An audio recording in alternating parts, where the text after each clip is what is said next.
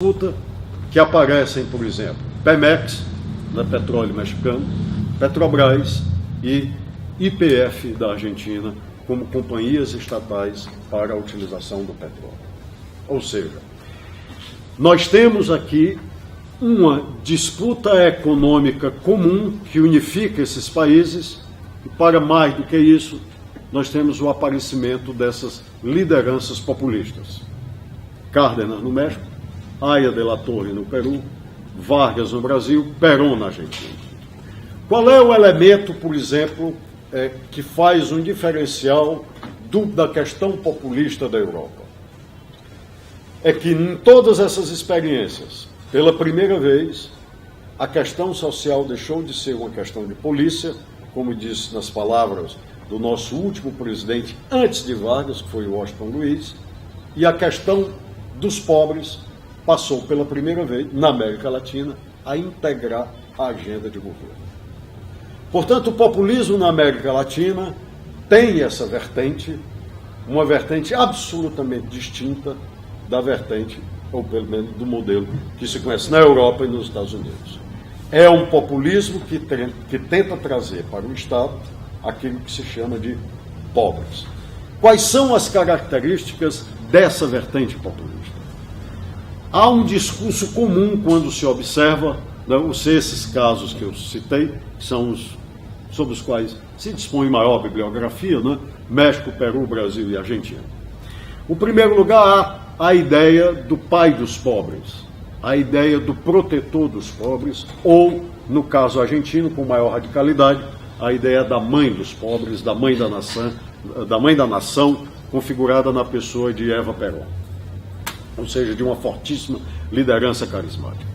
Um outro aspecto também estabelece uma diferença, um diálogo entre essas experiências.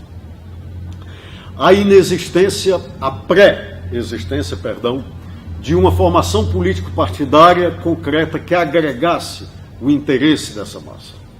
Ou seja, que se via espelhada nessas lideranças. Esse seria o segundo ponto. Num terceiro aspecto, a experiência populista da América Latina se caracteriza também pelo discurso presente e constante para, num primeiro momento, uma massa de trabalhadores.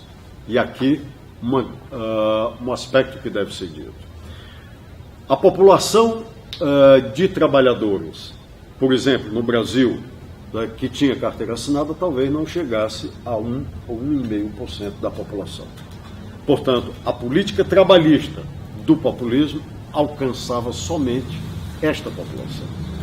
Ela não alcançava aqueles desorganizados, por exemplo, num país como o Brasil, no México e na Argentina, que estavam no campo. Portanto, não havia legislação. E essa é a ideia de compactuação do populismo com outros, para a sua sobrevivência, com outros setores da sociedade.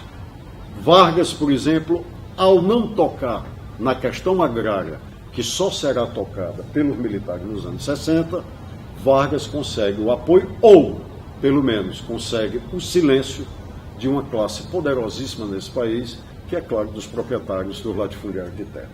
Ou seja, Vargas toca apenas no trabalhador urbano, não toca no trabalhador rural.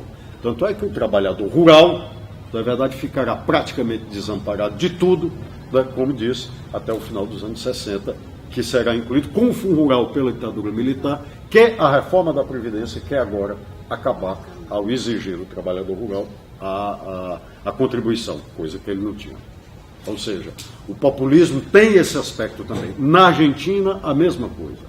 A Central Geral de Trabalhadores argentina congregava praticamente os trabalhadores das regiões de Buenos Aires, Córdoba e Mendonça, das grandes cidades, ou seja, todos, por sinal, mais na região norte da Argentina. Mas esse populismo peronista não atacou, por exemplo, grandes proprietários, nem no Peru e nem no México. No México, a dominação do Partido Revolucionário